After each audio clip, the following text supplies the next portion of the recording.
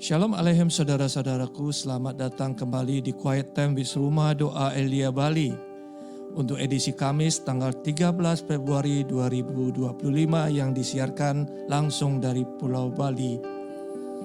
Semoga kita semua senantiasa dalam keadaan sehat, bersukacita, dan terus membagikan kebahagiaan di tahun Jubileum ini. Jangan lupa ya untuk bantu subscribe, like, dan share jika renungan ini membantu Anda untuk bisa bertumbuh dalam iman. Saudara-saudari terkasih, tema renungan kita pada hari ini adalah kekuatan cinta dan iman seorang ibu. Hari ini kita akan menyelami sebuah kisah yang menyentuh hati dari Injil Suci menurut Markus bab 7 ayat 24-30. Kisah ini berkisar pada seorang ibu, sosok seorang ibu dari Siro-Fenisia yang datang kepada Yesus memohon kepadanya agar anaknya yang kerasukan setan disembuhkan.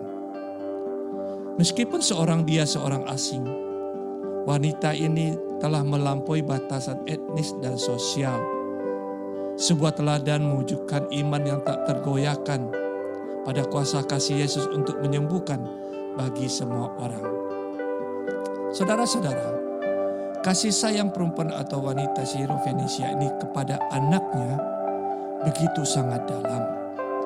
Ia menunjukkan pengabdiannya dengan merendahkan diri di hadapan Yesus dengan bersungkur sebagai bukti penyerahan diri dan imannya yang penuh. Kesediaannya untuk mencari pertolongan terlepas dari norma-norma masyarakat. Dan ini menunjukkan sejauh mana seorang perempuan, seorang ibu berjuang dan berusaha demi kesejahteraan, demi kebaikan dan kesembuhan anaknya. Saudara-saudara, yang menghadapi tanggapan yang menantang dari Yesus ini, yang berkata, biarlah anak-anak kenyang dahulu. Kata-kata ini mengandung makna bahwa kedatangan Tuhan Yesus pertama ke dunia adalah untuk misi penyelamatan anak-anak Israel. Tetapi perempuan itu menjawab dengan hikmat dan penuh kerendahan hati dan iman. Yang berkata, benar Tuhan, tetapi anjing yang ada di bawah meja pun makan dari remah-remah yang jatuh dari meja anak-anak.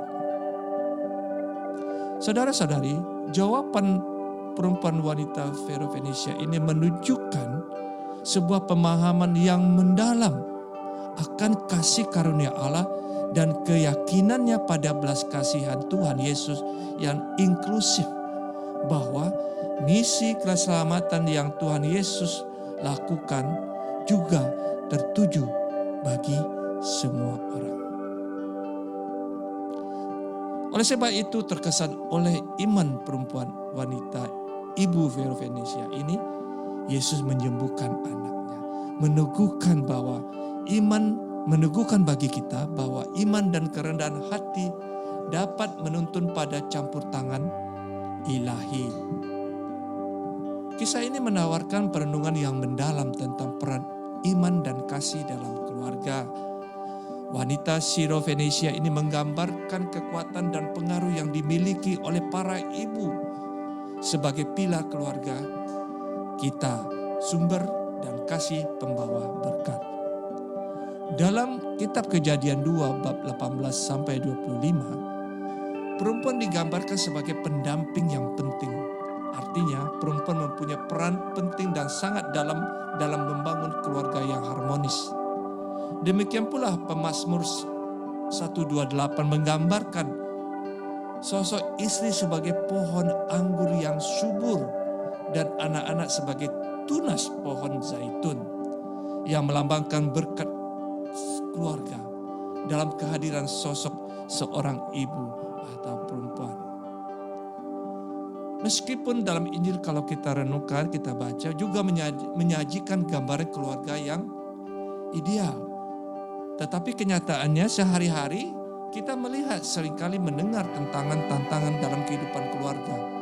Seperti masalah komunikasi antara suami istri, berita-berita tentang perselingkuhan atau kekerasan dalam rumah tangga yang mengakibatkan ketidaknyamanan dan terpisahnya keberadaan masing-masing keluarga. Saudara-saudari, baiklah saat ini kita merenungkan kembali peran seorang ibu atau perempuan dalam keluarga kita. Marilah kita menghargai dan menghormati ibu kita, orang tua kita, para perempuan, para ibu-ibu sebagai anugerah yang tidak tergantikan. Karena perempuan adalah ciptaan Tuhan sebagai penolong yang sepadan. Dengan meneladani iman, kekuatan dan kasih wanita Syro-Fenisia ini, kita dapat memelihara keluarga kita dalam kebahagiaan dan sukacita terang kasih Tuhan Yesus.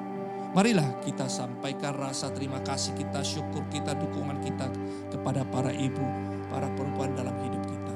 Dengan menghargai kontribusi dan pengorbanan mereka yang tak tergantikan.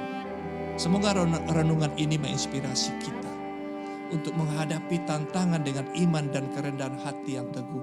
Percaya bahwa tindakan kebaikan dan iman yang sekecil apapun dapat menghasilkan sebuah transformasi yang luar biasa.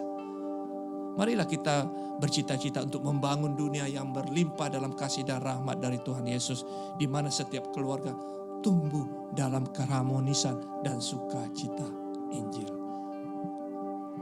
Amin. Marilah kita berdoa dalam nama Bapa dan Putra dan Roh Kudus. Amin. Allah Bapa yang Maha Mulia, berkat sakramen Ekaristi yang kami terima dari hari ini, semoga kami dapat mewartakan kabar baik kepada sesama dengan hati yang tulus dan sukacita. Demi Kristus Tuhan dan pengantara kami. Amin. Dalam nama Bapa dan Putra dan Roh Kudus. Amin. Tuhan memberi